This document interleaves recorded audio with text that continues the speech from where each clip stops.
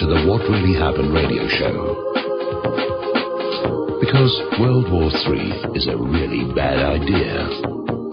Here is your host, Michael Rivero. And aloha, America. Welcome to our show today. It is Friday, July 31st, 2015. Thank goodness it's Friday, Kaahumanu Friday, end of the week. And got a lot of stuff to look forward to over the weekend here. Hopefully not all of it death, grief, sorrow, murder, and gloom from the corporate media here.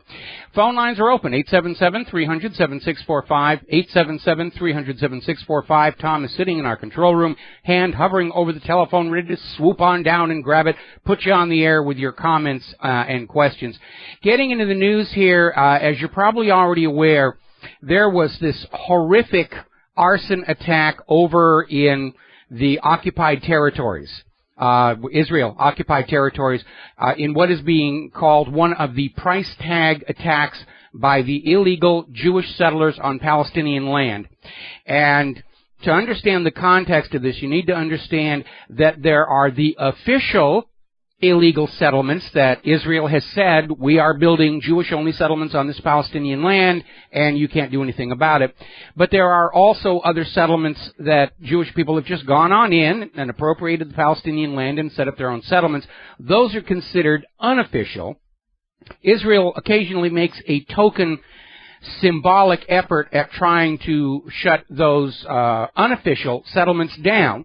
And the people who have built those settlements have adopted a policy called the price tag attack, which is that whenever Israel comes in and harasses them for living on stolen Palestinian land, they will attack and kill Palestinians. That's what the price tag attack is all about. So apparently this house was set fire to, and there were slogans sprayed on the front of it, including price tag, revenge, and a bunch of other such nonsense. And the people in the house were seriously burned, and one of them, an 18-month-old baby, burned to death. This has, of course, provoked outrage around the world. Even Israel's government is saying, well, maybe this wasn't such a good thing to do. The U.S. State Department has issued a statement saying that, this is a case of outright murder, and Israel needs to find who did this. But so far, I have not heard a peep out of any of the members of the United States Congress, certainly not those that are getting their campaign funds checks from AIPAC. They're rather notably silent on this whole issue, including those ones who've got their knickers in a twist over Planned Parenthood. Oh, they're murdering innocent babies. Well, Israel just did it. Aren't you going to get upset about that? And this one was post-born. So, now Iran has announced that they are getting ready to re-engage in global commerce. They are getting their Iranian airline all set to start making flights directly to the United States as soon as the sanctions are lifted. And they get the permission, and my advice to those Iranian pilots is watch out for those Aegis ships. They don't check their targets, as you already know from that tragic shoot-down of the Iranian Airbus by the USS Vincent. They're a little trigger-happy with those rockets here. Now, Iran has already filed a formal complaint to the IAEA, charging the United States is in material breach of the nuclear agreement that they came to. And the issue they have are statements made by White House press drone Josh Earnest back on the 17th, which basically implied the U.S. was issuing a military threat against Iran if they didn't do as they were told. And this military threat basically is a violation of international law. There is an agreement. You don't need to rattle your sabers anymore. And, of course, Iran is also pointing to the fact that many of the public statements issued by the White House, and certainly by Israel's whores in the U.S. Congress, are not factual or accurate and misrepresent what is actually in the deal that was agreed to. Now, over in Israel, Netanyahu is all of a sudden waking up to the realization that he may be all about derailing the Iran deal, and he's got all of his bought and paid for members of the United States Congress out there to kill this deal. He is not getting the same support within his own government. his political clique, his cronies are all there saying, go Bibi, with the little pom-poms and the short skirts and everything. But Israel's security establishment is going out and making all these statements in the media saying this Iran deal is actually a good thing. It does tone down potential threats to Israel, and Netanyahu is flat out wrong. So there is a big faction fight going on within Israel's political system between the career politicians and the career security experts who are saying this deal is workable. You know, let's not be too hasty trying to wreck it, especially because of the political damage Israel is suffering by being this overtly in control of the U.S. Congress. It's harming their support in the United States of America. It's harming their image all around the world. It's certainly not helping the image of the United States Congress to be seen bowing and davening and kissing the butt of Tel Aviv. But even though, with all the damage going on, we're still seeing Israel's little cadre, their little fifth column inside the U.S. Congress is out there saying, bombing Iran, that's the only solution. We've got to bomb Iran. I'm not even going to talk about anything else. We've got to bomb Iran. And I'm sure McCain is not as tasteless as to repeat his little bomb Iran song, but the mentality behind it is still very much there. Now, there's an interesting story, and we talked about this before because the story had come up before. This is from Gilad Atzmon's website, and it's talking about the bit of a kerfuffle that erupted when an Israeli diplomat was quoted as saying that maintaining German guilt about the Holocaust is good for Israel, and Israel is not interested in normalization of relations with Germany because they get more money and more weapons and more things out of them by constantly pounding on that Holocaust drum. Now, this caused a great deal of upset. And Israel's excuse for this was, well, the Israeli ambassador was talking to his Jewish supporters, and you Goyim aren't supposed to hear that. You know, you just have to understand, there's one thing that we say to you to get you to go along with what we want, and when we think we're in private, we'll say something else, which is certainly human nature among politicians. But it did get out, and it's caused a lot of friction. And I have a message to our German listeners, both of them. With very few exceptions, nobody listening to this radio show or reading my website were alive back when whatever it is that is supposed to have happened is supposed to have happened during World War II.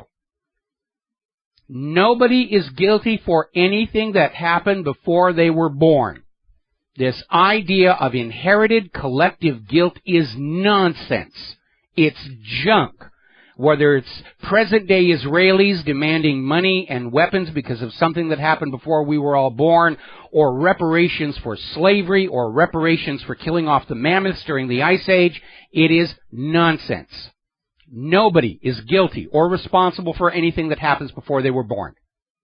It's common sense, and it's amazing that we actually have to make that point in this politically correct era. Now, we're getting word that Israel is starting to install the Iron Dome missile defense system along the border with Lebanon. Now, earlier we were talking about this surprise call-up readiness drill that Israel is in the middle of, and wondering if Israel was actually going to go live on some kind of a war someplace. We know that Israel wants to go back into Lebanon. They're looking for an excuse. They still want that Litani River. They didn't get it last time. They still want it. All they need is an excuse where they can blame Lebanon for whatever's about to happen, and they will be off and running. And that is the way that these wars get started. Oh, they made me invade, Mommy. It's all their fault. I didn't want to bomb their people, but they just forced me. We'll be back after these words from our sponsors. And aloha, America. Welcome back to the show here. Now, one of the reasons that Netanyahu may be frothing at the mouth over the Iran deal is it's kind of put him in a bit of a corner. The Iran crisis, which never existed anywhere but Netanyahu's mind, is now resolved for most people, and their attention is turning elsewhere, like Israel's abuses against the Palestinians and Israel's nuclear weapons. And having made a big deal about Iran's non-existent nuclear weapons, just like they made a big deal about Iraq's non-existent nuclear weapons, the world is now saying, okay, it's now time to talk about Israel's nuclear arsenal. We're not going to be polite and politically correct and pretend it doesn't exist any longer. In fact, there's an interesting article over in The Guardian in Great Britain saying Iran has signed a historic nuclear deal. Now it's Israel's turn.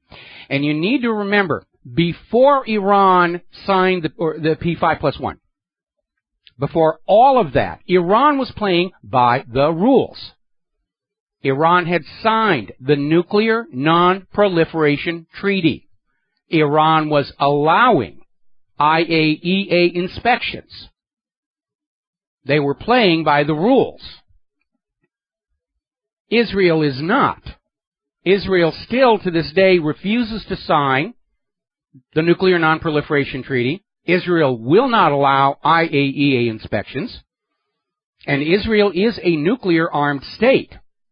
Remember, following the collapse of the former government of South Africa, documents surfaced proving Israel had been trying to sell South Africa clandestine nuclear warheads, the very activity the Non-Proliferation Treaty is supposed to prevent. So Israel's not playing by the rules, and everybody's now saying, okay, we're making this big deal about a nuclear-free Middle East. It's time to focus on that one nation in the Middle East that actually does have nuclear weapons and a demonstrated history of belligerence against their neighbors. Because it wasn't Iran that started this Middle East nuclear arms race. It wasn't Iraq. It was Israel. Going all the way back to the 1970s with a lot of help, clandestine, covert, from the U.S. government, including the development of hydrogen bombs. When Obama dodged that question by Helen Thomas at his first press conference as president, he knew the answer to Helen Thomas' question. The nation that has nuclear arms today in the Middle East is Israel. And he didn't want to answer it because we can't hurt Israel's feelings. Actually, the reality is, under U.S. law, the government cannot take your tax money and give it in assistance to any country in possession of nuclear weapons technology that refuses to sign the Non-Proliferation Treaty and refuses to allow IAEA inspections. That makes every single penny of the billions and billions and billions of dollars taken from you and given to Israel by the U.S. government a crime under U.S. law, specifically the Symington Amendment to the Foreign Appropriations Act and the Glenn Act. Plus, rubbing the American people's noses in the fact that once again we learned the U.S. government has been lying to us all for decade after decade after decade about Israel's true military status. They're not a helpless victim being threatened by their Arab neighbors. They are the reigning nuclear-armed state in the region. All right, we're going to grab ourselves a quick phone call. Dustin in New Jersey, aloha. Welcome to the show. What's on your mind? Yeah, Mike. Yeah, it's never been about nuclear weapons or Saddam's weapons of mass destruction or Gaddafi and Libya. It's all about world power, hegemony. I mean, people need to realize this. This Saudi Arabia doesn't really make anything. I mean, just oil. Now that's enough. Well, yeah, but you add Iran as a competitor, and Israel don't make anything really. You know, they're a welfare state. They make trouble. Off, you know, that too. But they live off they live off the U.S. and the UK and the Germans, and they're a leech. You know, and they really are. Israel gets billions of dollars from the U.S. taxpayer, then they turn around and buy our best, most productive companies, move them to Israel and say, hey, we're the leader in whatever it is they bought last week. And it really is. We're paying to have our best companies and our jobs sent to Israel. That's kind of a little sick, I think. But people, you know, look, just people need to realize that this whole nuclear thing is just a side issue. This is about power, money, influence, and business. This is what it's about. And, you know, well, let me qualify that a little bit. The problem here is that business failed All of these leaders out there pushing for war are basically admitting they were incompetent to run their nation's business on a paying basis. And so now it's all about forcing other countries to use our currency, forcing other countries to buy our GMO crops, because when you can't actually put out products that anybody actually wants, the next step is you force people to buy it, whether it's the Federal Reserve note, GMO crops, vaccines, whatever. You go on out and you say, you will buy this. It's mercantilism, and it's outright fascism is what it is. Hey, Mike, I wanted to talk about Russia with the new sanctions, with Putin announcing that they're going to destroy all of the Western food supply, which is, all genetically modified anyway, so who cares about that? But, I mean, we're such in a desperate state, between that, Iran, Cuba. You can see we're in such a desperate strait to try to keep our... Yeah, I'm seeing the signs of panic all over, but I want to back up here before somebody misunderstands what you said. What Putin announced is when any companies try and send food products into Russia that are found to be GMO, instead of sending them back, which is very expensive, they're simply going to destroy them on the spot. And this is partly in response to the new sanctions. China, when they reject U.S. crops, they'll simply tell the ships, turn around and go back home. And Russia's going to say, we're just going to destroy them on the docks or the runways or wherever they show up. And it's not a threat against the food supply here in the United States. And I just want to be clear that people understand that. And Mike, I want to talk about the police brutality real quick.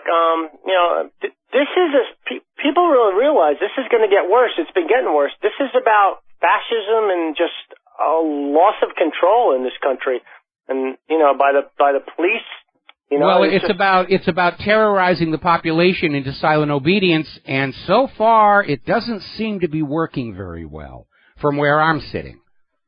In fact, I think they're generating the opposite reaction, but then they've goofed on so many policy decisions, both domestic and foreign. I'm not surprised that they've cratered this one as well. Dustin, I have to let you go. We got to take a break for commercials, and we'll be right back.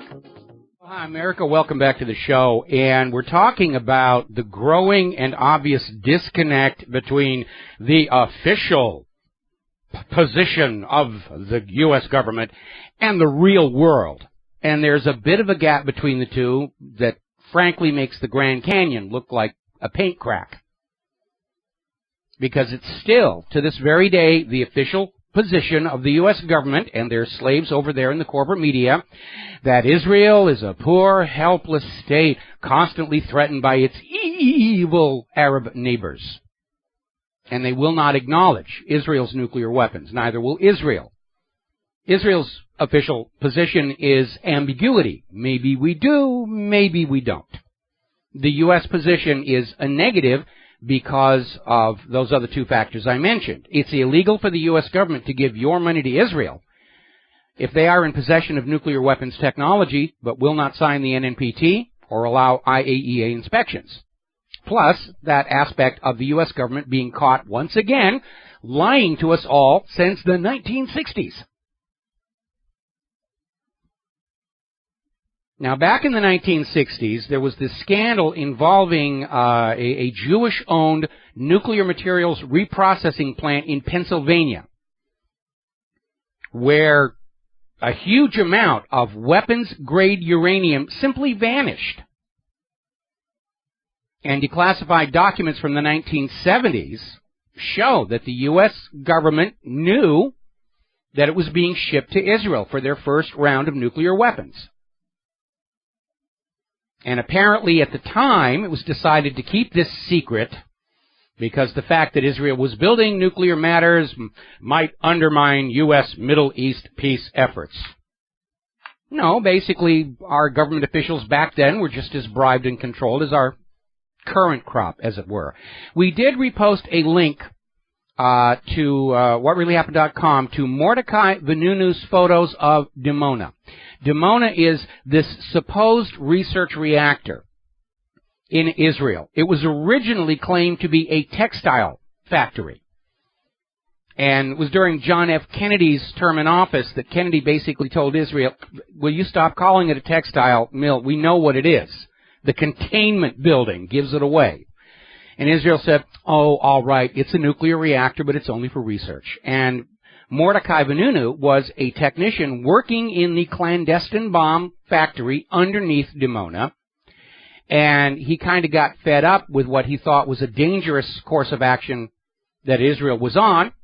And he took 60 photos of the bomb factory, leaked them to the Western media, for which Vanunu was literally kidnapped from a country that did not have extradition with Israel, dragged back to Israel and sentenced to solitary confinement. But the pictures are out there, and they were published in the British press, not here in the American press.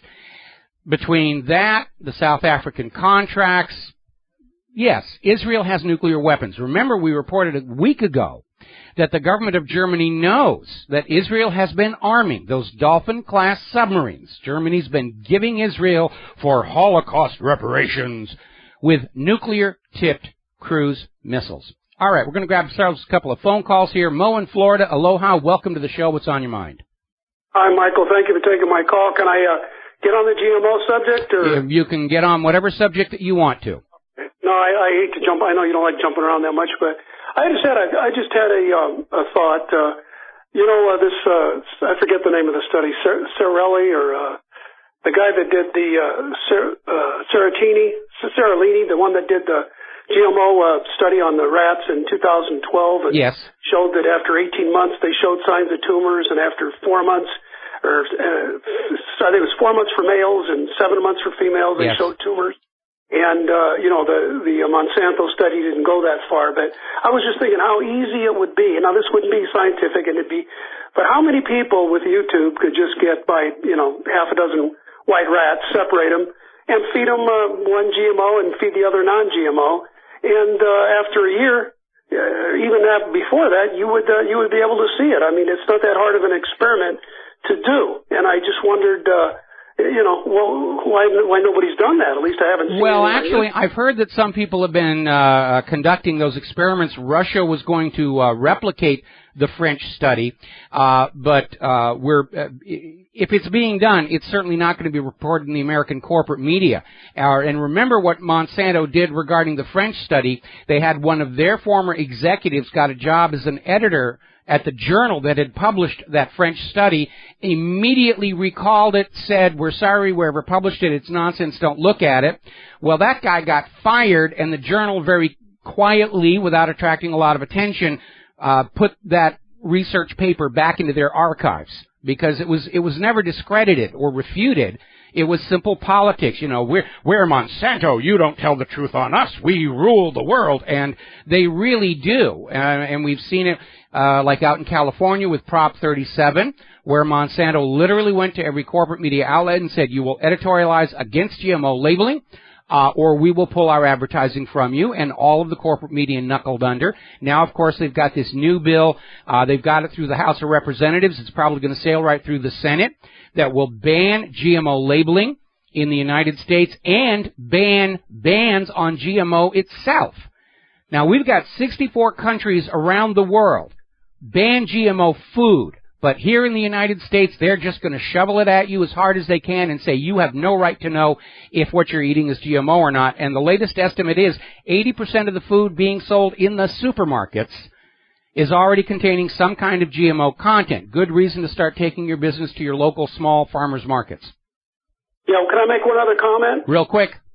Okay, you mentioned something, I think yesterday I was watching your show about the alternative media, and I got to tell you, Michael, from CNBC or whether it's one of the main media websites or any sites, I've been following this stuff for over 25 years.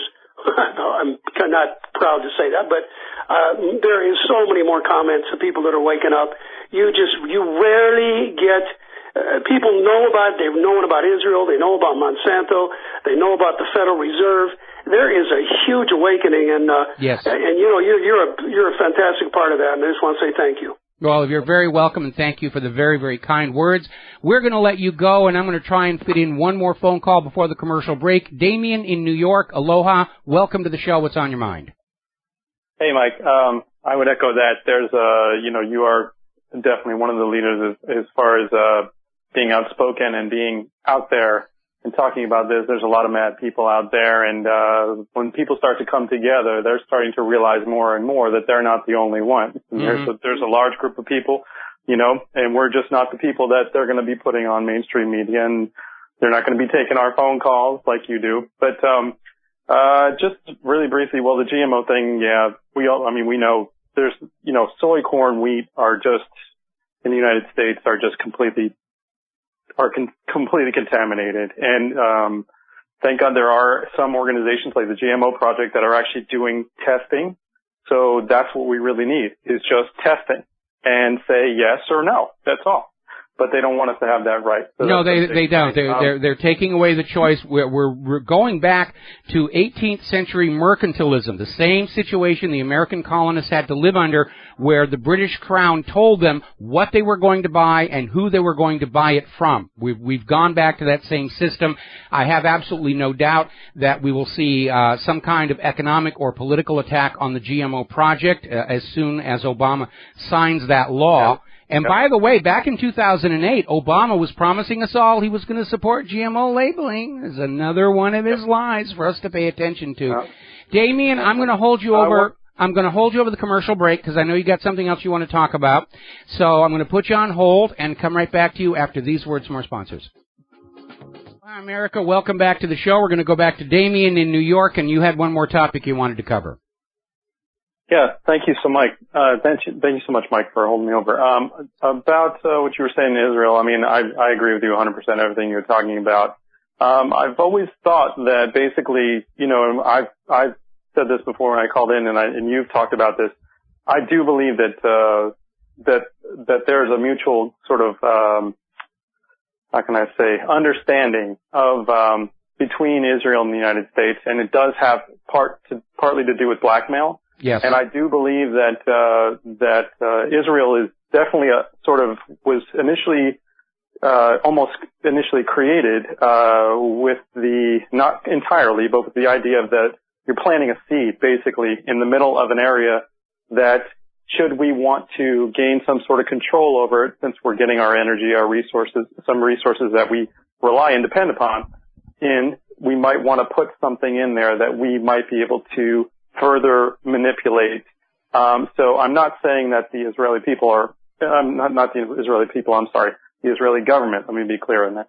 The Israeli government is innocent at all or anything of that sort, but I'm saying that the United States definitely uses them in that way, and I think that they have come to understand their value in that way, and they've come to understand, as we have all been seeing, and historically, that they are allowed to get away with literally murder.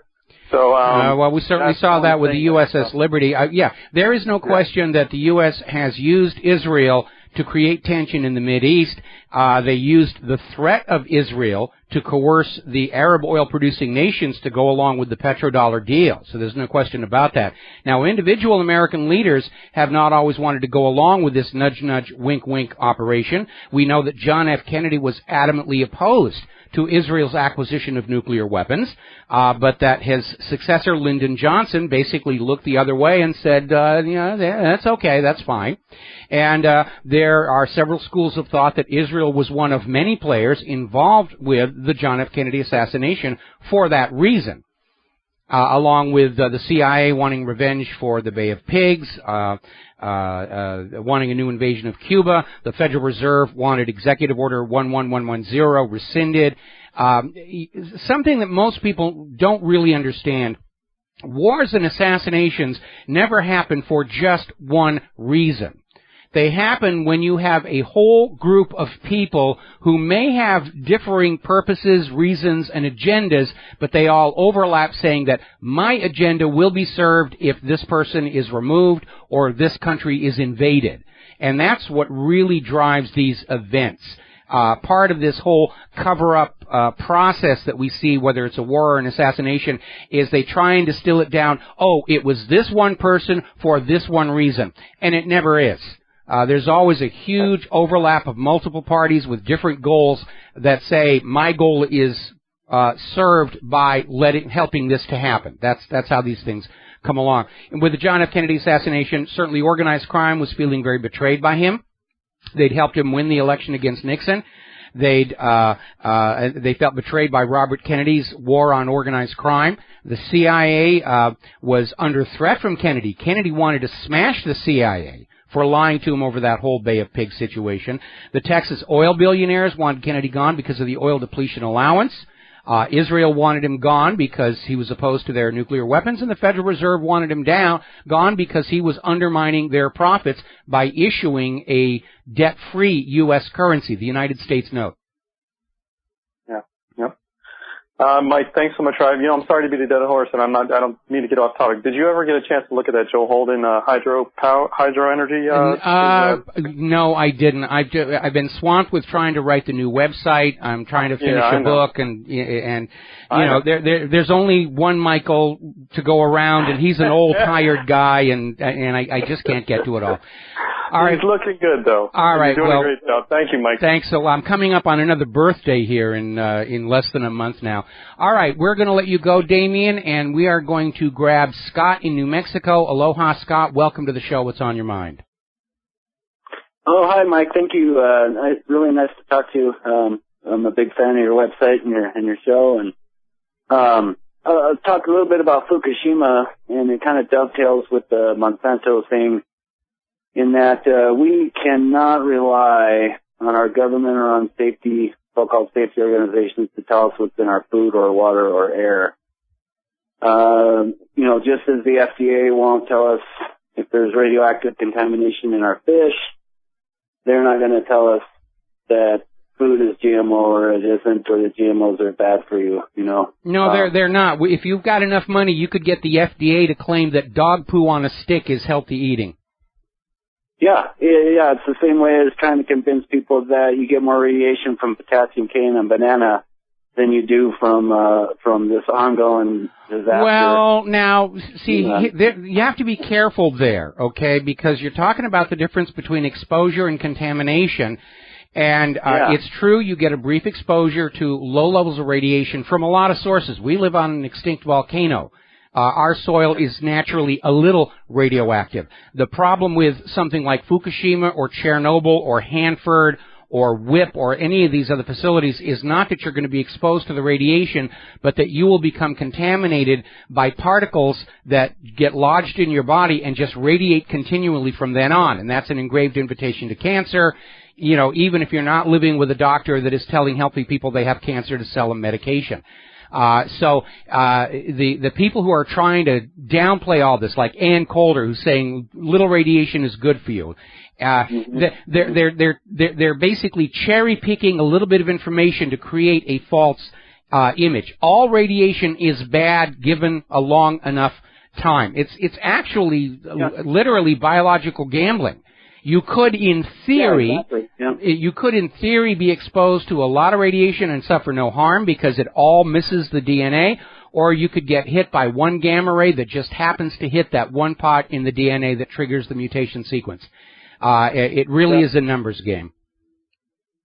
Yeah, and living here in I'm close enough to WIP to worry about that. I mean, I don't believe a word they say about that thing being contained, and some of Barney Gunnarson's stuff on the amount of plutonium in particular that got released in the atmosphere is just unbelievable. Well, you can almost in WIP.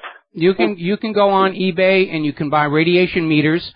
You really want to spend the money to get something decent, and you want something that will pick up alpha rays, because that is really the problem coming out of the fission byproducts coming out of Fukushima and these other areas.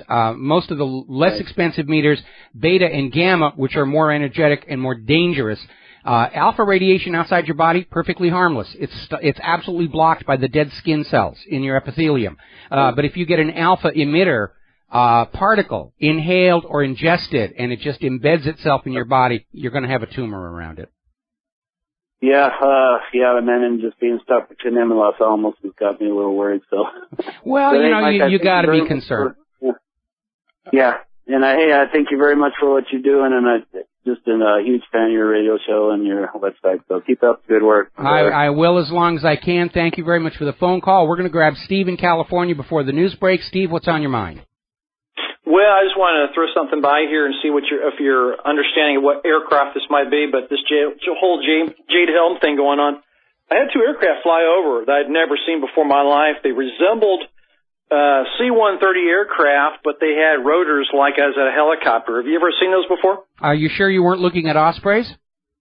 No, I'm positive. And these they were slow and they were very thunderous loud. They came over. I had to run outside to see what was going on, and two came over and they were just going really slow, but they landed at our nearby airport here. But they looked older.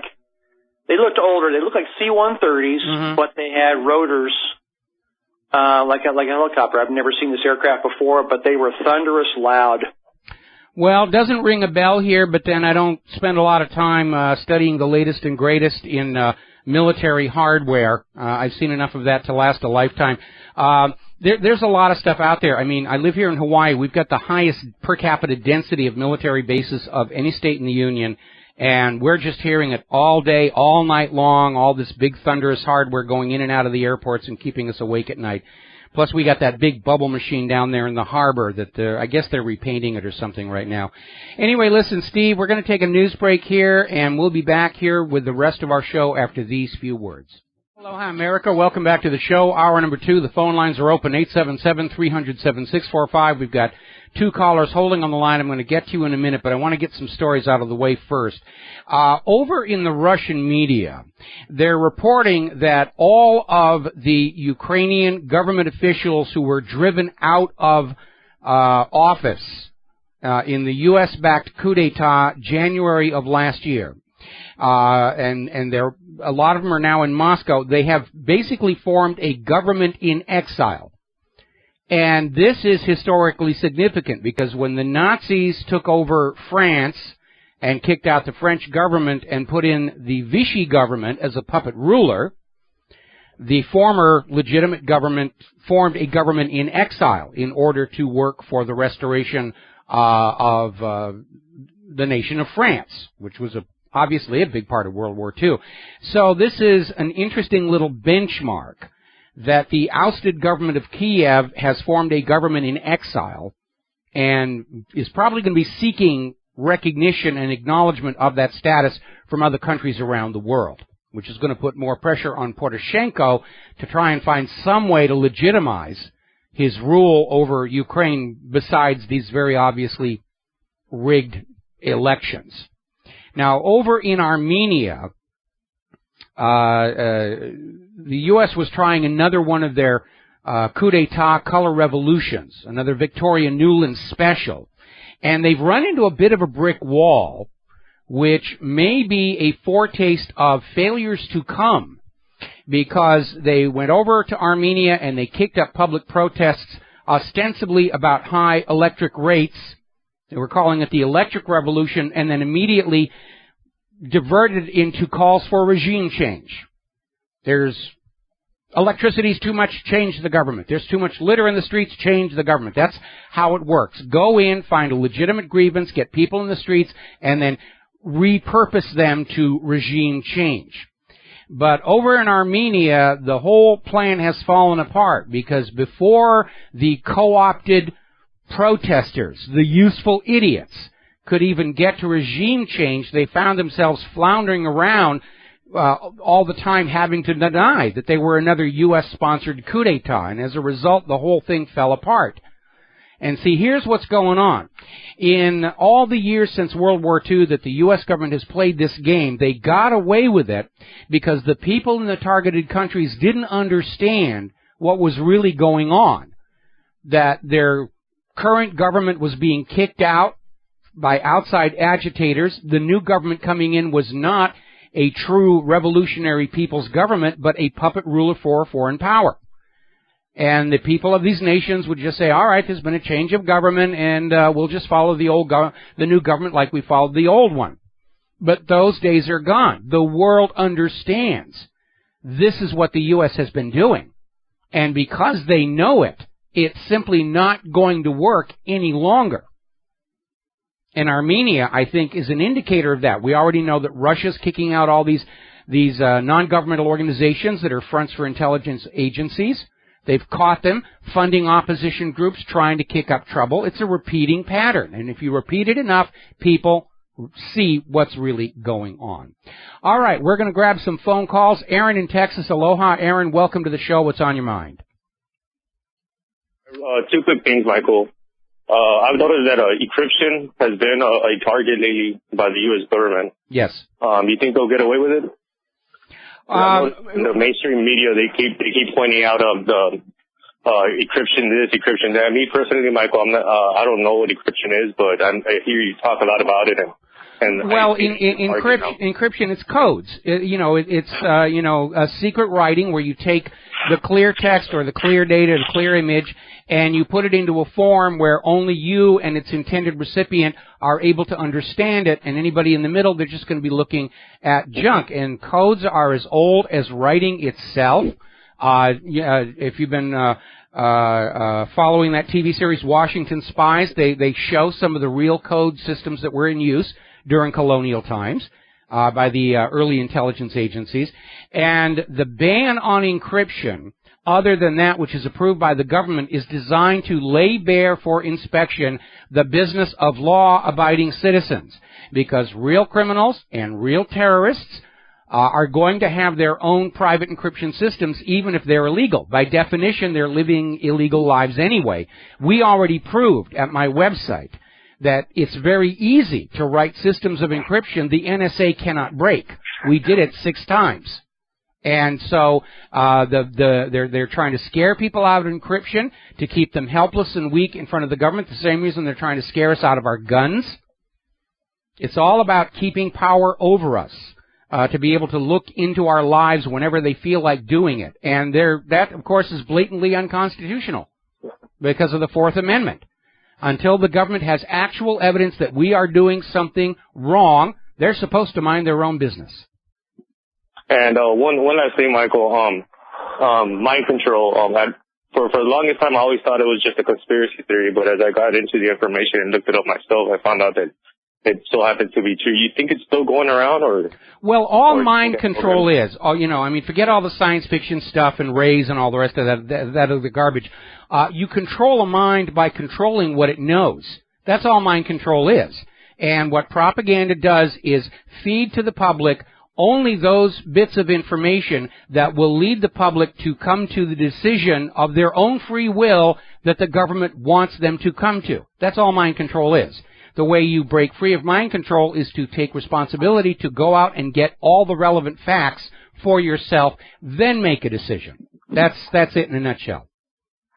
All right, thank you very much, Michael. And I started listening to you back in 2012, and I can't stop listening. And thanks a lot. Well, thank you very much for the kind words. And we're going to switch over to Brian in Pennsylvania. Aloha, Brian. Welcome to the show. What's on your mind? Hey, Mike. Can you hear me? Okay. I can hear you just fine. What I wanted to talk about today was, I don't know if you were listening to it, but on the SRN News, they had a thing where they wanted to, because you know how the $10 bill is coming up for a rewrite, and they were going to put a female on it. Well, yes. On the SRN News, they said they wanted to keep Hamilton because he was a key part of the central banking system of America, and they wanted to get rid of Jackson on the 20 because he opposed the central banking.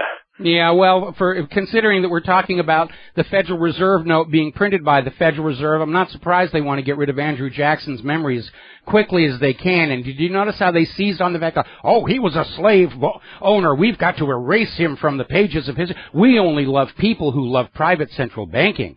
And, Alexander Hamilton a lot of people opposed what he was doing. That's part of the reason he wound up in that duel with Aaron Burr. Was the recognition that what Hamilton was trying to set up in the United States was exactly the same kind of private bank that the colonies had fought the American Revolution to break free of. And it was a huge fight, and that's why the Federal Reserve reveres him so much, because he carried their water for them 270 years ago. That's all I want to talk about. Thanks, Mike. You keep up the good work. All right. Thank you very much. Yeah, we're literally in the book-burning phase of this dictatorship. They're trying to erase all the symbols of independence, all the symbols of people who stood up to the bankers. You know, at some point they're going to try and find some reason to downplay John F. Kennedy. Oh, he wasn't that big a deal. Do you know in Common Core, they're actually teaching our kids that the founding fathers of this nation were actually wrong to question the authority of the British Crown. And yes, we're glad we're our own nation now, but really, you should never, ever question authority. Authority is always right. You are always wrong. So eat your little Michelle Obama lunch, and if it does make you sick, we've got a doctor ready to sell you some prescription medication or something like that. All right, we're going to take another break for commercials. When we come back, more about the economy. It looks like Greece is about to implode, all of this deal-making to the contrary notwithstanding. We'll be right back. And aloha, America. Welcome back to the show. Now, over in Greece, as you know, they are in serious hurt over there. The banks are hanging on to all of the euros. People can't get their money out of their bank accounts except little dribs and drabs. They're down to a barter economy, the first time they've had to deal with that since the Nazi occupation of World War II. That's how bad things are. The Syriza party is fragmenting badly over Cyprus' apparent about-face during the recent debate and vote on the austerity deal and bailout deal offered by the European money junkies, who had to maintain this hard line of, we will not forgive your debt, we will not cut you any slack, because if we do, all the other European Union nations that are in similar trouble are going to demand the same thing. So we have to be brutal with you. And for whatever reason, Cyprus caved, was seen as tremendous betrayal by the people of Greece who voted him into office. And it may have been for naught, because we are hearing from all of these financial experts that the deal that was agreed to cannot actually work anyway. The IMF came out and said it's not going to work, and now they have followed it up by saying we will provide no funding for any bailout for Greece. Just cutting them off. Great Britain has done exactly the same thing. No money. We will not pay for any more bailouts for Greece. Because the way the austerity is set up, it's guaranteed to lose the money. The bailouts come in, and the money goes right back out to the banks, and there's nothing left over for infrastructure, maintenance, development of industry, new products, new business, new jobs. They're just shuffling the money around to try and keep the books balanced. What they're doing is trying to keep all of Europe's debts below the level of default, where the derivatives would trigger. And I think a good analogy for what's going on in Europe right now is a large wooden boat, and it's got 10 holes drilled in the bottom, and they've got 9 corks. And everything that these various European governments, the ECB, the IMF, the European Union Commission, are doing, all they can do, is they'll grab a cork out of one hole and pound it into the other hole in full view of the press camera saying, I am working to solve the economic problem, but the water is still coming in and the boat as a whole continues to sink. That's what's going on. It's the 11th marble that I've been telling you about all this time. And so there's a real ugly situation. Now, up in Germany, they're starting to get very, very nervous, because with the IMF cutting off any future funding for Greece and Great Britain and the other nations getting ready to say, Germany is left holding the bag on this. And a lot of people see this as justice because Germany was leading the way in maintaining that hard line with Greece. The German negotiator wound up somehow with control of Greece's public assets that he's going to start selling off, you know, the garage sale, if you will, of an entire nation, taking the property of the Greek people as a whole and auctioning it off to the highest bidder. Oh, well, we're going to get Sheldon Adelson. He's going to buy the Parthenon and put it in front of one of his casinos out in Nevada. And there's an article that is over in journalneo.org, which pretty much nails it. The Greek rescue has turned into Berlin's tar baby, and I know I'm going to get all kinds of people, oh, that's a racist thing from Song of the South. And actually, no, it isn't. Tar baby means getting into a situation you cannot get out of.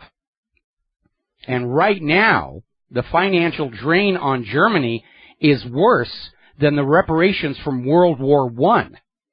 Remember, Germany was targeted for economic destruction in World War I. World War I actually began as a war between Austria-Hungary and Serbia, but somehow Germany got branded as the enemy, and when it was all over, Germany was required to pay the war debts of everybody who was in the war.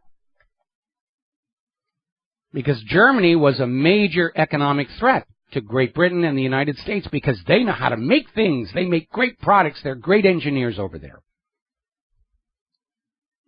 And they suffered under those reparations, plus the imposition of a private central bank under the Treaty of Versailles. And now they're finding themselves in a similar financial situation. They can't get out of it. Now, supposedly over the weekend, Tsipras is having another party-wide election on where they're going to go with this situation. And overwhelmingly, the people of Greece are saying, to heck with the EU, to heck with the odious debt that was created by that fraud between Goldman Sachs and Papandreou. And if Greece exits or simply defaults, because without any new money coming in, they're not going to make their next bond payment due next month. And the defaults are going to hit, the derivatives are going to trigger. It's going to be ugly, ugly situation. And just to make the people of Greece feel not quite so bad at what's going on, they're not alone. Puerto Rico is supposed to be making a payment on their bond issue as of tomorrow. They don't have it either. They're going to go into default. And I think what's frustrating for a lot of us out here is we understand that all of this debt is an artifact of this invention called private central banking and debt-based currency, which by design is always going to produce more debt than money with which to pay the debt until the debt crushes the system. But people who are in positions of wealth and power, they think the system is working for them. It certainly is. And so they're going to go on doing the same thing. And there's this very bizarre story that came out of the ChicagoBusiness.com where Mayor Rahm Emanuel is considering selling a type of debt instrument to fund Chicago that Puerto Rico thought was too risky to get involved in. We're talking $500 million of bonds in a financial form that Puerto Rico thought was too dangerous to get involved with. And Chicago's going to plow right on in. Chicago is going to follow Detroit into bankruptcy. They won't step back and look at the system as a whole objectively and say it is deeply flawed. Private central banking is unstable. It cannot work over the long run. It's a pyramid scheme, and all pyramids collapse. Private central banking does not serve the people. It does not serve the nation. It serves itself. It makes the owners of those private central banks rich beyond dreams of Midas at the expense of everybody else. And it is time for it to go away. It's way past time for private central banks to go away. We're going to take a break for commercials. We'll be right back. Aloha, America. Welcome back to our show. And we're going to talk a little bit about Obamacare. Now, for those of you who are shackled to those Obamacare compliant policies, you better take a deep breath, because as of next year, your premiums are going to go up by as much as 51%. And I hate to say I told you so. Actually, I rather enjoy it. But when this whole thing got going, I tried to remind everybody of what happened when automobile insurance was made mandatory. The costs went up, the benefits and service went down, because you no longer had a choice. And that happens anytime the government starts to decide for you what you're going to buy and who you're going to buy it from. It costs more and provides less. And a lot of people are still reeling from the sticker shock of the sky-high deductibles on these much more expensive policies. For most Americans, they're not going to get any benefit from their health insurance plan unless they have a major accident or illness. Because during the course of a year, they're not going to be sick enough to use up those deductibles. So I'm looking at this article over here in Reason.com about how the government-backed nonprofit health plans have turned into a disaster. And you, the taxpayer, are on the hook for billions of dollars in potential losses. This is over and above what you're having to pay for these more expensive health insurance policies, or if you're not able to afford a health insurance policy, what the IRS is taking from you as your penalty for not going along with the game. Now, they're talking specifically about these nonprofit health plans called co-ops, which stands for Consumer Operated Oriented Plans. And basically, they were set up, but they were never pointed at the idea of paying their own bills or making a profit or just breaking even. It was a compromise measure to basically placate people who were out there saying that it has to be a fully government-run health insurance option, the single-payer option, which everybody was saying was going to be a good idea because it works so well in places like France. But it turns out that these co-ops were set up and given enrollment targets. And in struggling to meet those enrollment targets, they made some very poor business decisions. And now they're in trouble. And if they go under, guess who's expected to pay the costs? All right, let's talk about the 2016 campaign race, even though it's still only 2015. MSNBC is kind of getting a drubbing because they're out there. I saw this video earlier where they're out there just trying to say, well, Trump can't be serious. You can't take him serious. You know, it's a waste of time to let him talk on prime time and everything. And the MSNBC self-appointed elites are starting to really take a pummeling from focus groups and the backlash from the public. In fact, Michael Steele lectured Joan Walsh on MSNBC saying it's your condescending attitude that is fueling Trump's popularity. And we have seen that in all the talking heads on the corporate media. They're very well paid.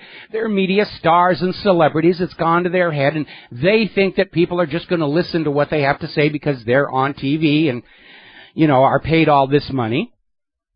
And we know they're paid to lie, and they're full of themselves. Let's be honest about that.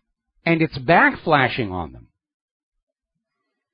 Donald Trump is ahead in the GOP polls. Jeb Bush is now in third place behind Scott Walker. And here's where it gets really interesting. Looking at the campaign spending so far. Jeb Bush's campaign war chest to date has a total of $114 million in it, of which $103 million has been generated by these so-called super PACs, which is how large amounts of money get funneled in around certain restrictions on campaign donations. Hillary Clinton has $70 million in her campaign war chest, of which $23 million came from her super PACs. Donald Trump, so far, has only $1.9 million in his campaign war chest, which appears to have come out of his own pocket. He has taken no money from a super PAC. No money from Sheldon Adelson. In fact, Sheldon Adelson and the Koch brothers are out there saying, we're not going to talk to Trump. He won't play the game. And I can imagine right now, looking at those spending numbers and looking at Trump's soaring popularity, all of the money junkies in the country are saying, what do you mean we can't buy this next election? What's this country coming to? Will of the people again? That's anarchy. We've got to reimpose order on the nation by proving that whoever's got the most money will be in charge. They're in a panic. They're in a panic over Donald Trump. Now, over at the Hillary camp, there's a great wailing and gnashing of teeth and tearing of clothes and pulling of hair. The State Department issued a new batch of Hillary Clinton's emails, and it went from bad to worse because at the last second, the Obama administration redacted a large part of these emails. And I'm sort of wondering if Obama didn't realize how this is going to look to the American people, or if maybe Obama is getting ready to paint a target on Hillary Clinton's forehead, because we're hearing more and more about Joe Biden stepping in to the Democratic primaries. And I think the Democratic leadership is realizing that if they stay with the Clintonic, it's down by the bow, taking water, and they're going to go down with it. And they're looking to get rid of Hillary Clinton and put Biden as the new presumptive Democratic candidate. Because what Obama just did, remember what I said, we're not talking court of law, we're talking politics is perception. And redacting these emails the instant they're being released is making Hillary look like there's something to hide. And Obama, but he doesn't care, he's not running for office again. And either Obama just didn't appreciate what this was going to look like to the American people, or more likely, we're getting ready to see the big shove to get Hillary out of the race and make way for Joe Biden. By the way, it has come out in Hillary's private emails. One of her contacts who had her private email address was an executive over at Planned Parenthood. So she's all tangled up in that mess as well. Now, the other day we were talking about how Hillary Clinton, out there to prove that she's just an ordinary American, had shut down part of the Bergdorf Goodman department store, walled it off so she could go in and get a $600 swanky haircut at this John Barrett salon. Well, it turns out the haircut actually cost $820, and they basically closed off one side of the entire Bergdorf Goodman so Hillary could go in and out without being seen by anybody, but of course she was spotted, and it went viral on the net. And you need to remember, this is kind of a family thing, because 22 years ago, Bill Clinton pulled this same thing on Air Force One at Los Angeles International Airport, leaving Air Force One parked, closing down 2 runways so that Bill could wait and get a haircut from this European hairstylist from a Beverly Hills salon. Just complete callous disregard for the confusion, the traffic, and everything else being caused. I'm the president, or I'm the first lady. They'll wait for me. I'm whatever here. Now, finally, before we hit the commercial break, the IRS scandal is coming back now, because in this quest to get Lois Lerner's emails and other documentation about the targeting of Barack Obama's enemies by the IRS, it has now surfaced that the IRS officials had their own private email server system that was outside the archiving and record-keeping requirements of the government. And that tells you they knew they were breaking the law, they knew they were doing something that was illegal, and they took steps to guard their privacy from we, the American people, who have a legitimate right to know what they're up to. We're going to take a break for commercials. We'll be right back. Oh, hi, America. Welcome back to the show here, and we're getting another announcement that Mullah Omar is dead, has been killed, blah, blah, blah, blah, which is, I think, the 6th or 7th time they claim to have gotten this guy. And this is another repeating pattern that has repeated so many times we've picked up on it. Every time the U.S. government needs to have a news story that we are winning the war on terror, they'll say this or that person has been blown to bits in a drone strike. And then 6 months later, they show up again, and everybody pretends not to remember the last story. And then in another 4 months, we've killed this guy. And Adam Gadon, a.k.a. Adam Perlman, he's been reported dead 3 times now, and we're getting signals that he's about to resurrect again. He is risen! Hallelujah! The media maven of Al-Qaeda. So it's hard to take anything this government says seriously anymore. It really, really is. All right, I want to talk about Malaysian Airlines Flight 370. As you know, they found this flaperon on Reunion Island, and as if they didn't have enough problems, the volcano on the island has started erupting. They've also found a fragment of luggage and several bottles of various products that you would have in carry-on luggage with Indonesian printing on them. And they're still saying maybe. I don't think so, okay? There have been a total of 4 crashes involving the Boeing 777. One of them is Malaysian Airlines Flight 370, which we're assuming was shot down by accident over the Indian Ocean during a military exercise, joint U.S.-Thai, based on witnesses on an oil platform. Then there was Malaysian Airlines Flight 17, which crashed in Ukraine Again, possibly a military accident by somebody who was aiming for Putin's plane. There was Asiana Airlines Flight 214, which crashed on landing in San Francisco, possibly due to faulty computer code. And then there was British Airways Flight 38, which crashed just short of the runway at London's Heathrow Airport. That one's blamed on icing in the fuel lines. Maybe. I'm not sure I'm buying that one. Now, obviously, unless there's been 777s crashing that nobody's telling us about, only one has been lost over the Indian Ocean. And therefore, on the process of elimination, that flaperon, which is confirmed to be from a Boeing 777 found on Reunion Island, that has to be part of the missing Malaysian Airlines Flight 370. So all the hemming and hawing going on, yeah, the preponderance of evidence is yes. The wreckage from Flight 370 that they weren't able to scoop up after the shoot down is now starting to wash ashore on Reunion Island. Now, Paul Craig Roberts is a really sharp guy. And he's got an article out there called Incongruities in the News, where he's out there talking about the Jonathan Pollard case, where we have this spy who was paid by Israel to steal huge amounts of secrets and give them to Israel. He's being let go from jail. Pollard's a hero in Israel, not too here in America, and Pollard gets to walk away.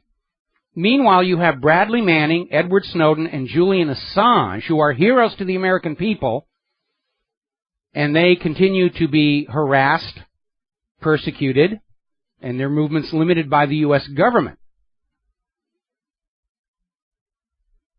Julian Assange can't leave the Ecuadorian embassy in London. Edward Snowden is in Moscow, dares not leave, and of course Bradley Manning is in prison, not to be released. And these guys are not really spies. They're whistleblowers. They were exposing bad dealings by the U.S. government. Military strikes against civilians, corruption, violations of the Constitution, but Pollard gets to go home. Which tells you one more time that, yes, Washington, D.C. is a puppet government, ruling us for the benefit of a foreign power, Israel. Instead of Washington, D.C., they ought to call it Washington, Vichy, or Tel Aviv East, or rather West, Tel Aviv West. Now, getting on back to the Pollard situation, there's a very interesting article over in Mondo Weiss, which is talking about something I brought up before.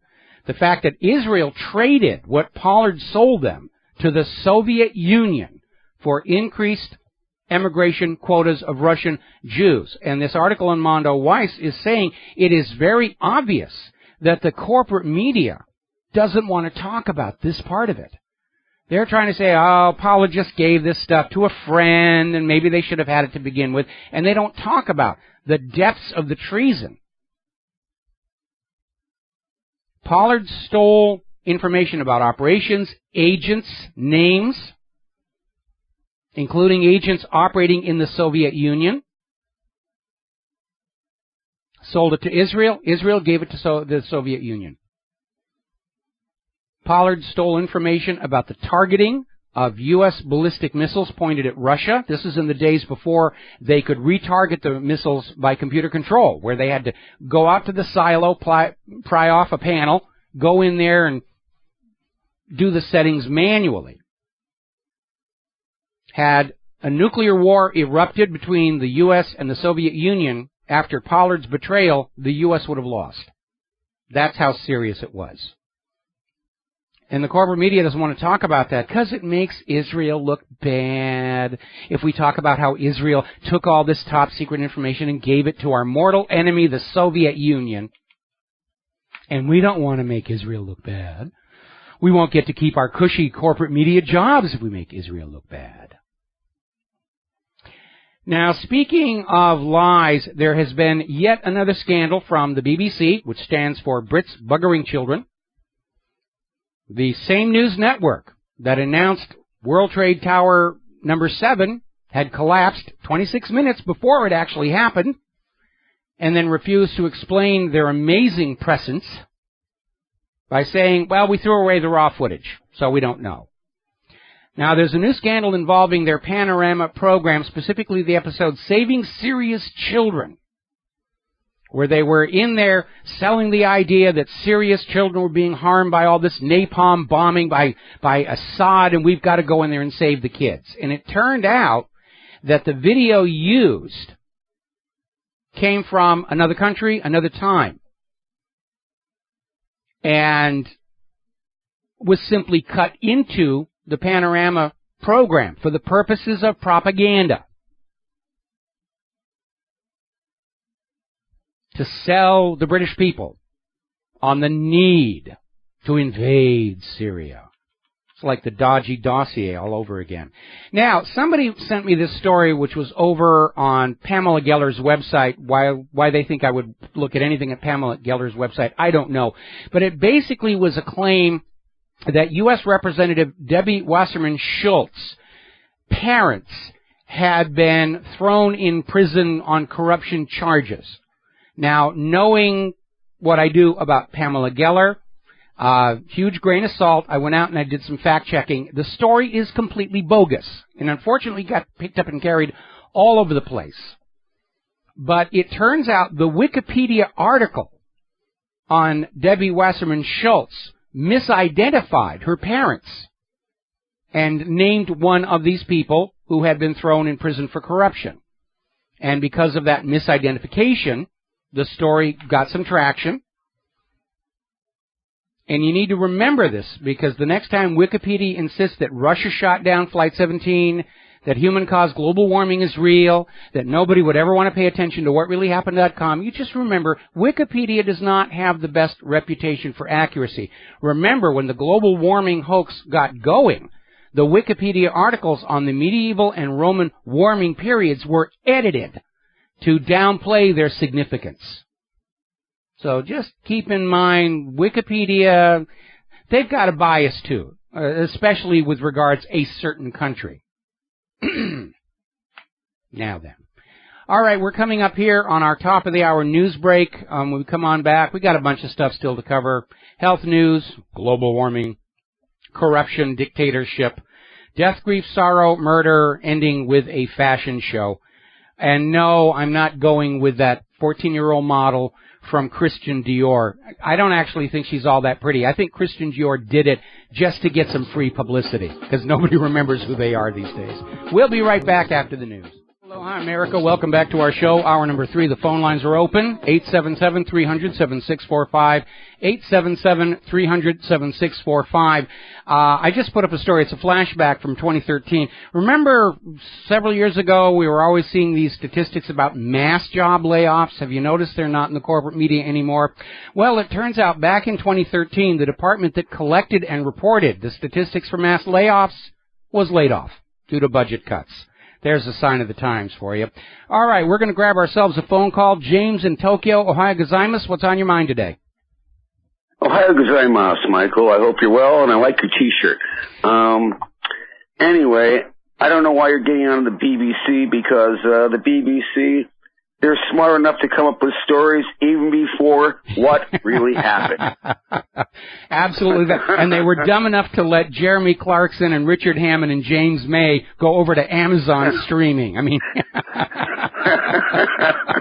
I'm going to call Oceanic and say, well, you can cut off BBC. I'm not going to watch them. Actually, that's not true. They do have some good shows over there, but losing those three to Amazon streaming, that was a major, major disaster. Major disaster. I agree, but I also appreciate that you keep bringing that up, because I think it's like a sickness that a lot of people don't even understand.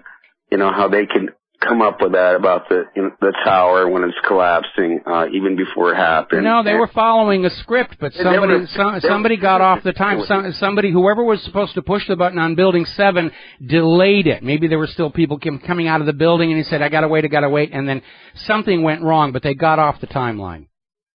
Yeah, something went wrong, but yeah, I don't know what it is, but something did go wrong. But that's not why I'm calling anyway. I'll tell you what I think it was. I think Flight 93 was supposed to crash into building number 7.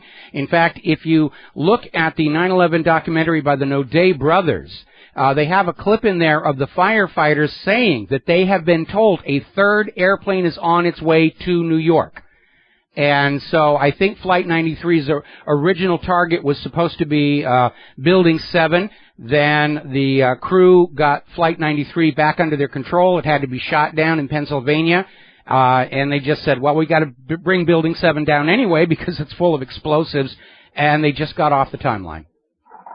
I agree with that hypothesis 100%. The third plane was probably going to smash into that building, and they had to pull it. Yeah. They had to pull it.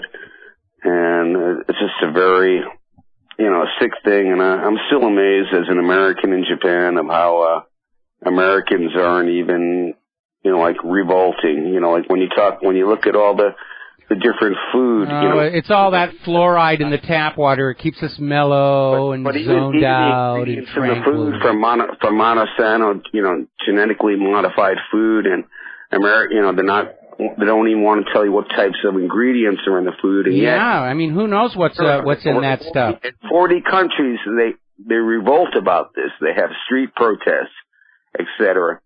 And it's just such a terrible thing what's happening. Everybody seems so docile. But I want to talk about economics. Totally different. Gold, silver, collapse. I think that the commodity basket right now, everything is falling. Mm-hmm. Like, every type of commodity. I mentioned before. Oil prices have dropped just 20% this month. That's why all these oil companies are all of a sudden laying people off left and right. Oh, yeah. If you looked at, like Chevron, their profits fell by 90%.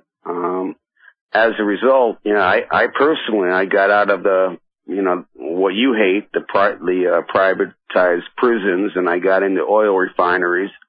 And I've been doing very, very well. I think it's the golden age of oil refineries. And with the cheap oil, you make a lot of money between the spread between the cost of oil and what they sell the refined oil, basically gas or diesel for. But I just basically think that gold and silver right now is not something that you or Peter Schiff or these kind of commoditized currencies like the Canadian dollar, Australian dollar, which have fallen significantly, not something to invest in right now. I'm not saying what you're saying is wrong, but I'm saying that what I believe is you're going to see another major, maybe 2-3 major falls in gold and silver. And when people are so scared and they're running away from it, I think that's kind of the time to buy. But not right now, just for the listeners. Well, it's kind of a matter of opinion. I think when the gold prices are low is the good time to buy, and we know that the gold and silver prices are being manipulated downward, but they can't keep that up forever. I don't advise anybody to buy gold right now thinking they're going to sell it next week and make a profit, because you're right, that's not going to happen. The advice is to be buying physical silver and gold to just tuck away someplace safe for way down the road when all of this manipulation collapses and gold and physical silver are allowed to seek their natural value. That's what I feel too. Just take it slow. Don't take it fast. Take it slow. And that's all I wanted to say. Okay, well. And I hope you're well, and I hope Claire is well. You're looking good, Mike. Thank you very much. Claire's doing well, and as soon as we're done here, I'm taking her out to lunch because it's Friday and we're going into the weekend and everything. Thanks an awful lot, James. We're going to something great. Talk to you again. Bye-bye. Bye-bye. All right, there we are. We know the markets are being manipulated. Apparently, it's starting to break down. As you heard on the SRN News Break, we did not get our traditional Friday happy ending for the stock market, despite all the manipulation going on there. No, I don't advise anybody to buy physical silver and gold this week thinking you're going to sell it next week and make a bunch of money. In fact, you're probably going to see gold and silver continue to be hammered down because they don't want you emptying your savings account or your stock portfolio to get into metals. And of course, all of these gold bullion depositories, whether it's the New York Federal Reserve or J.P. Morgan or the Bank of France or the Bank of England, they're trying to buy as much gold as they can get their hands on to cover all the gold that belonged to other people that they mishandled. And they want to pay as little as possible for that. So they're going to keep the prices down as long as they can. But having physical silver and gold, if you've got it now, hang on to it. They're trying to panic you into selling it because they want it. And hang on to it and put it someplace secret. Don't tell anybody that you've got it. Because we know at some point the U.S. government is probably going to outlaw ownership of gold and silver coins and bars. Roosevelt did it with gold back in 1933 to save those poor bankers. And we know that if there is, in fact, a plan to ban all cash so that we can't do a run on the bank, the only way that can work is if they also ban any kind of store of wealth system, meaning physical gold, physical silver. So you might want to invest your money in fine jewelry for your wife, which pays some additional dividends that we can't talk about on a family show. Alrighty, getting on back to other stories here.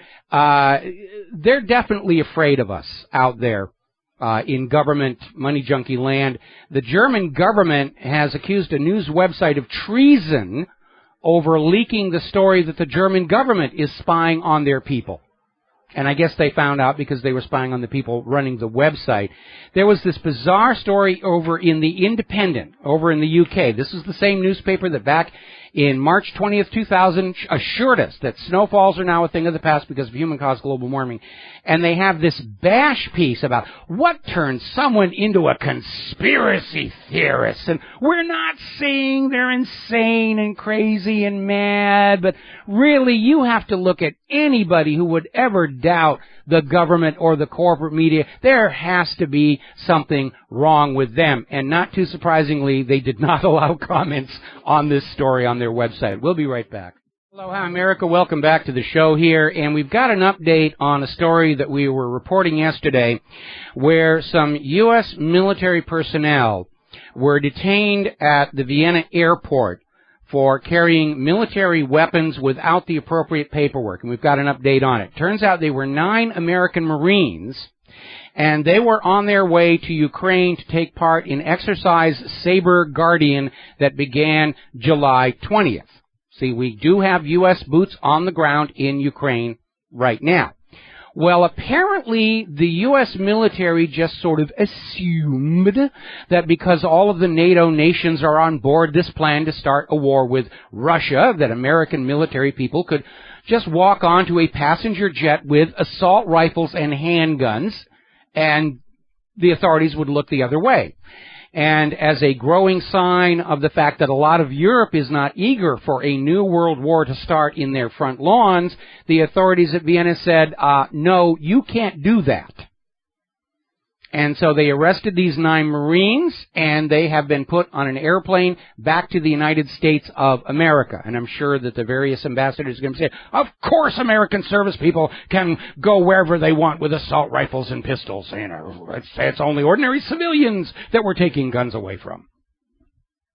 So, now the other day we were talking about some of the low-down, dirty, sneaky, underhanded tactics police departments are using to try and get more of your money away from you. We had a big stink here in Honolulu not too long ago where our perpetually gridlocked traffic provided an opportunity for the police to just walk down this absolutely motionless line of cars in Waikiki, writing out tickets to everybody who was using their cell phone. It's a $290 ticket here in Hawaii. Now, you need to understand, these cars were not moving. They were not going to be moving anytime soon. That is a reality of life here in Hawaii. Between the failure to increase the infrastructure to deal with the increasing population and the perpetual traffic jams caused by huge amounts of construction, the light rail system, constant repairs to improperly repaired infrastructure. Gridlock happens all the time here. And yes, if you're sitting in your car and the car is not moving and it's not going to move for a while, you have a tendency to pick up your cell phone, check your text and your email, and the cops are just walking down the line of cars writing out these tickets to the tune of something like $15,000 in the space of a couple of hours. Got a lot of people angry. The other day we were talking about how undercover police officers are pretending to be panhandlers on the street, with this little sign saying, well, actually, if you look close, the sign says, I'm actually a cop. A little bit of honesty there, but most people can't read those signs anyway. And they were catching people without seat belts and using their cell phones that way as well. And the latest variation, this is in Marietta, Georgia. The police officers are disguising themselves as construction workers and standing on the outside of construction projects, just looking for anybody who drives by holding a mobile device behind the wheel so they can write another ticket. It's amazing. Now then, I have to go back to my story about the Apple Watch because I've done a little more research on it. I want to be fair. I'm not impressed with it. I'm not going to get one. But it does do something which is germane to this situation. Apparently, the watch has a little vibrate function, like your cell phone, and it can be coded for either 1 pulse or 2 and tied into the mapping system on your cell phone, so that you don't have to look at your mapping application and risk getting a ticket. It'll simply tap you once on the wrist to turn left, twice to turn right. And if it's going to save you a $290 ticket, right there's the cost of the Apple Watch. So there's a positive for the Apple Watch right there, for anybody from Apple who's listening to my show and gritting their teeth over my lack of support for their product. Speaking of Hawaii and Honolulu and Waikiki, we are studying very carefully Hurricane Guillermo, which reached hurricane status earlier today. Winds at the eye are up to 90 miles an hour. It's a monster hurricane. And yesterday, the predicted track was going to steer well north of Hawaii and called for weakening. Today, they're saying it's going to strengthen over the next 2 days, and at the moment, it's aimed right at us. Now, I'm not in a panic here because even though they love to put out these 5-day forecasts for storm tracks, because it looks impressive, we're forecasting 5 days in the future, the reality is beyond 36 hours that are worthless. They really are. So it could swing south. I remember many years ago we had a hurricane that was coming right at us. Everybody was closing early, everybody was going home, and then at the last second it just caromed off to the north here. Same thing could happen. But it is a big storm. At the moment it's aimed right at us. So if you're hearing a repeat of this show Tuesday or Wednesday of next week, you'll know why. That's what's going on. But we are keeping an eye on that. I'm not going to get really concerned about it until I see what the predicted storm track is on Monday. And that'll tell us a little bit more about what's going on. All right, so let's get on to this whole thing about Planned Parenthood. Planned Parenthood has hired a public relations firm to try and spin doctor their way out of this mess. And already we're seeing a flood of articles and videos and not to mention a bunch of nasty trolls going on in and screaming at anybody who thinks there's any kind of a story here. And this lady put up this video, basically saying that anybody who thinks Planned Parenthood is selling baby parts, you're an idiot, you don't understand, it's just trash, it's just garbage. And I'm not surprised the thumbs down on this video on YouTube greatly outnumber the thumbs up, because you don't get to decide for me what is and is not human. The last person who thought they had that kind of power had a Charlie Chaplin mustache, and he lost World War II. And put some comments in there. I came up with some graphics, which I'm getting a lot of hate mail about already, so feel free to copy them off WhatReallyHappened.com and make them go viral. But we're seeing all these trolls come on out there and just scream, hurl abuse, and profanity, and because they don't really have anything else to deal with. It is a horrible, horrible scandal. And by the way, Planned Parenthood now has a parts and service department. Dial 1-800-GOT-FETUS. And I'm going to get hate emails for that one, too. We are now getting more reports regarding the Boone Dam. It's not getting a lot of coverage in the corporate media for very real reasons, but the government is now acknowledging the foundations of the dam are undermined in multiple locations. multiple seep-throughs. Apparently this dam was built on porous rock. One engineer signed off on that. If this dam fails, there are U.S. nuclear plants downstream. They're already making emergency contingency plans. We'll be back after these few words. Aloha, America. Welcome back to the show here. And earlier in the program, we mentioned in passing that one of these top officials at Planned Parenthood had Hillary Clinton's private email address. They were in communication. We don't know what about. We do know that, Hillary Clinton is riding that feminist wagon toward her 2016 presumptive run for the White House. And just to basically balance things out, because we try and be nonpartisan here, we just linked to a story from dailycaller.com where Jeb Bush sat on the board of a philanthropy that gave millions of dollars to Planned Parenthood. In fact, he was on the board right up until 2014 when he began to prepare for his presidential run. So they're both involved. And it does stink. Even people who are pro-abortion are saying this is ugly. This is like cannibalism of children.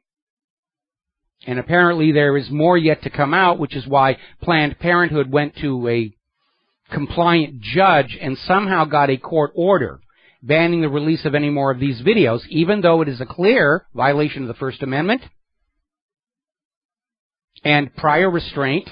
And because Planned Parenthood is funded with public money, the public has a legitimate right to know what is going on behind those closed doors. They're raising on a busted flush with this one. I don't envy that public relations firm they just hired.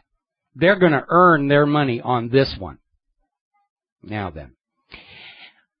Interesting little story from the antimedia.org, and they're talking about how Richard Horton, the editor of The Lancet, wrote an opinion piece about how science has taken a turn into darkness. Now, The Lancet, for those of you not paying attention, The Lancet is one of the world's leading recognized scientific journals. Scientific journals come in all kinds of flavors, and there's a booming business with these vanity press, paper mill, phony journals where you can pay a fee and they'll publish whatever nonsense you have so that you can say in your advertising, we have a journal article that says our product is good for you, for the advertising, and they're completely illegitimate. Lancet has a sterling reputation, but the editor wrote an opinion piece saying that much of the current scientific literature out there being cited either in advertising or government policy is simply untrue, as much as half of it. He says the problem is there are studies with too small sample cases, tiny, almost unnoticeable effects, invalid analysis, and obvious conflicts of interests, along with an obsession for pursuing the fashionable trends. Science has taken a turn toward darkness. It is now for sale. Poor methods get results. They get money, they get funding, they get media attention. And the reason this is significant is this is not the first editor who's come out saying this. Back in 2009, Dr. Marcia Angell of the New England Journal of Medicine, another premier, recognized peer-reviewed journal, came out and said exactly the same thing. Science is for sale. Science is being co-opted. It's being hijacked. In ancient times, the rulers would go to the clergy and say, here's a bunch of gold, and now you're going to tell all your people in church on Sunday that they have to march off to the Holy Lands and slay the infidel and free the Holy Lands for their God. Actually, we want the trade routes and various other financial things. And the clergy would take the gold and they'd say, oh, yeah, God has said you must go invade this country. Well, people don't pay as much attention to the clergy as they used to, especially in this day and age of out-of-control child molestation. So the rulers have turned to scientists, and they're trading in the priest's robes for a white laboratory coat, and they will go to the scientists and say, here's a bunch of gold, go on out and convince everybody that they are warming the planet and have to pay a carbon tax, and this Scientists will take the money and they'll go on out and say exactly that. Vaccines are safe. GMO is good for you. Humans are warming the earth. Now, scientific method, and both of these Lancet and New England Journal of Medicine articles say this. Scientific method is a powerful, valid tool for determining truth, but individual scientists are just as corruptible as individual clergy or individual politicians. There's a level of promised fame and wealth that will pretty much buy anybody. And we see that happening all the time. And it comes down to funding and fame, and we see a lot of this powering the human-caused global warming hoaxes. Because if I'm a scientist and I'm doing a little research and I discover a little phenomenon, and I write a report that says, I've discovered this interesting phenomenon, but probably doesn't really mean anything important, I won't get any media attention, and I probably won't get any more funding. But if I write that same report describing the exact same phenomenon, saying this has the potential to end life as we know it, the media will pour on in and funding will follow. And that makes for bad science. It makes for science that is driven by a populist agenda, public acclaim science. And that makes for poor results. Be your own best scientist. I know you're smart enough to do it. Anybody with just a few hours investment on the internet can go out and learn the basic science necessary to identify when you're being lied to. Like this bozo idea that the world is still getting warmer, but the heat is hiding in the bottom of the ocean, and that's why we're not seeing it up here. 5 minutes with a browser, and you're going to find the principle of convection. You can do it, and you need to be your own best analyst. Speaking of GMOs, and I mentioned this, the caller who called earlier, remember Barack Obama, back when he was campaigning in 2007, he made us a promise that he would support the labeling of GMOs.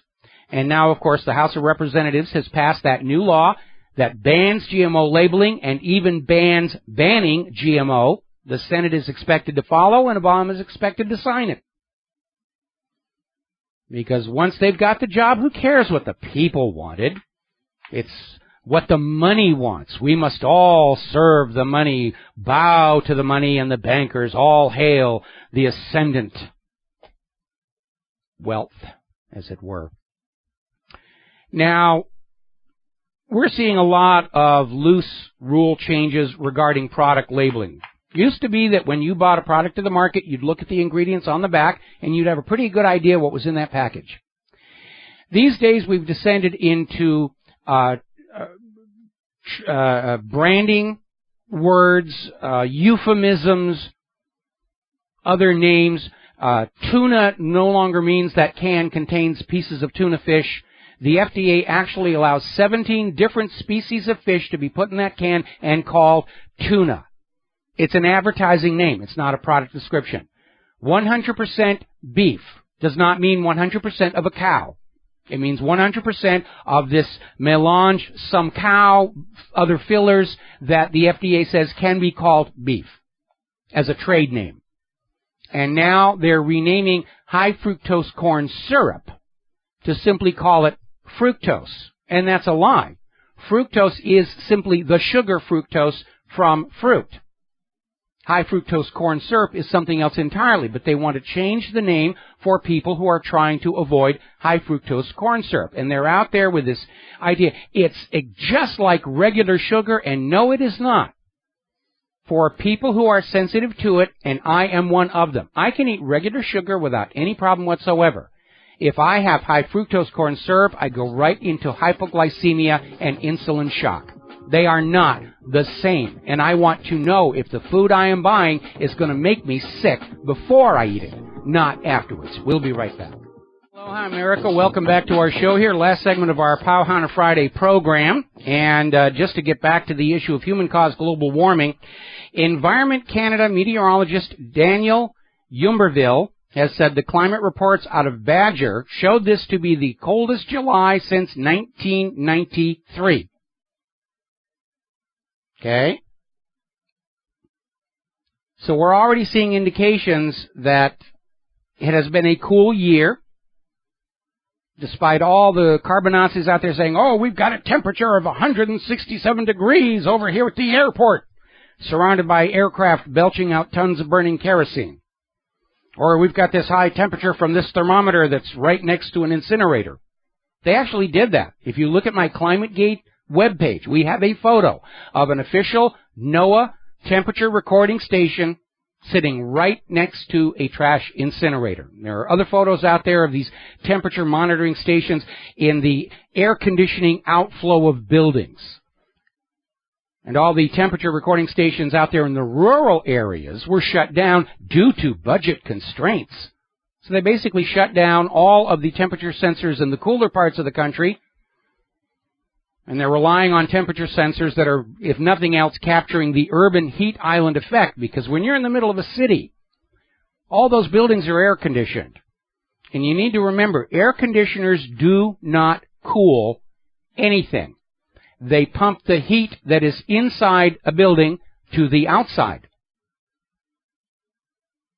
And as the buildings get cooler inside, the environment outside the buildings gets correspondingly warmer. And that's where they've got their little temperature sensors set up. It's a big fraud.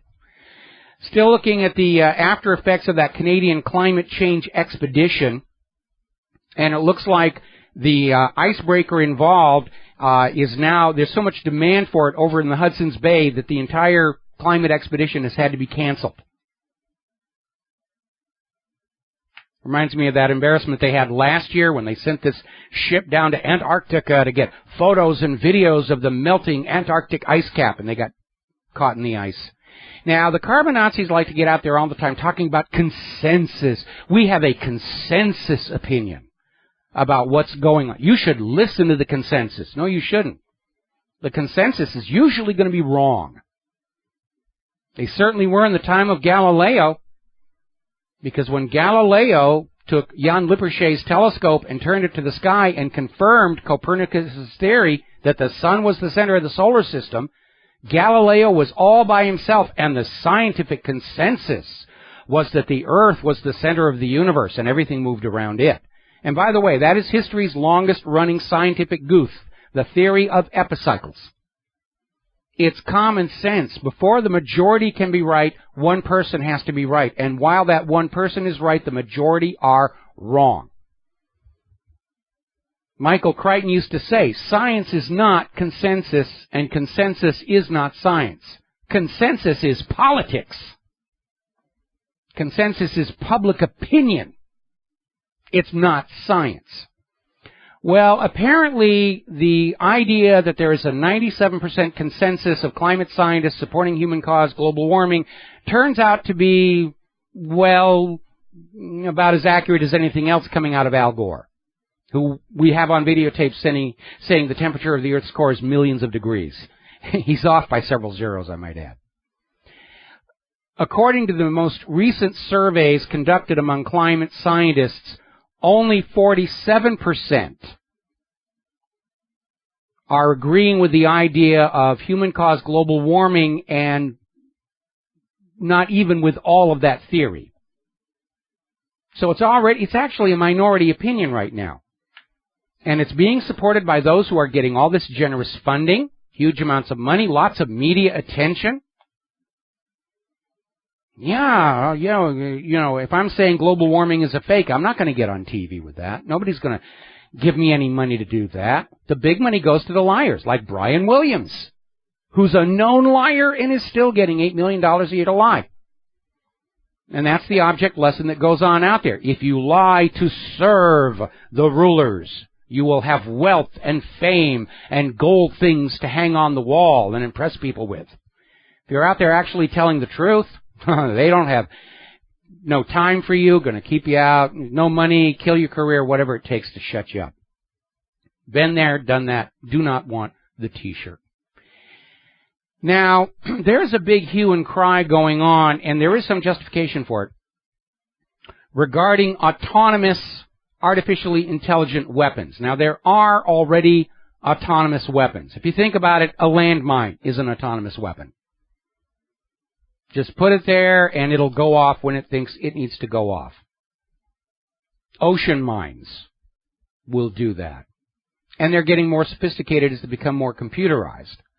And there are now about 1,000 high-profile artificial intelligence experts who have signed an open letter saying we ought to be very careful about this, a military artificial intelligence arms race. And their caution is well-funded. Some of them are coming from the point of view about the possibility of a self-aware system deciding that we're the enemy, which has been fodder for a great many movies, such as Terminator, Colossus, the Foreman Project. I think our concerns are founded on a much more common problem. The state-of-the-art of software development in this country is not very good at all. And it's not just trying to write a new dynamic website with the current available tools. Look at all the software problems on the F-35, and that's not artificially intelligent. What happens if you make an autonomous weapon system and there's a software bug in there? Somebody's going to die who doesn't need to die, doesn't deserve to die. I think we're allowing ourselves to become too dependent on computer-based systems in all aspects of our society without knowing that these computer systems are reliable, because computer software companies are indemnified against civil lawsuit from problems caused by their systems. What a dangerous combination that is. We tell the software makers nothing's going to happen to you if you put out crappy software. At the same time, we're starting to embed computers in everything. I don't need a computer in my coffee maker. Actually, I got sick of all those modern coffee makers anyway, because, you know, every 6 months the little foil basket would fail and you couldn't get that replacement part. So I've gone back to an old-fashioned coffee press. I got high-tech in my office, and the rest of my home looks like a Luddite lives there. It's all old tech. Remember, we were talking the other day about how the Pentagon accidentally sent live anthrax spores to some labs. Ooh, it was an accident. Well, the Pentagon is now admitting that they have sent live anthrax to labs around the world 192 times in the last decade. That doesn't sound like an accident to me. That sounds like somebody is trying to pre-position live anthrax for some nefarious purpose. By the way, Kellogg Brown Root, former subsidiary of Halliburton, is now attempting to sue veterans who attempted to sue them for harm caused by exposure to chemicals in Iraq. And it's seen basically as a corporation trying to punish these veterans who are suffering permanent military harm for daring to confront the corporation that might have made them sick. And I think we need to hold them up to public shame and humiliation. You know, you got the courts to rule in your favor, let it go. Don't go out and be petty and vindictive against these permanently harmed military veterans. That's not going to look good.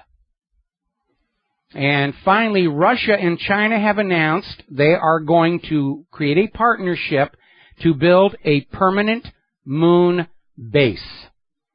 Wow. I mean, that, for somebody like me who was born before Sputnik went up, to see all of this stuff happening, it's just amazing. Russia and China, they're the happening countries now.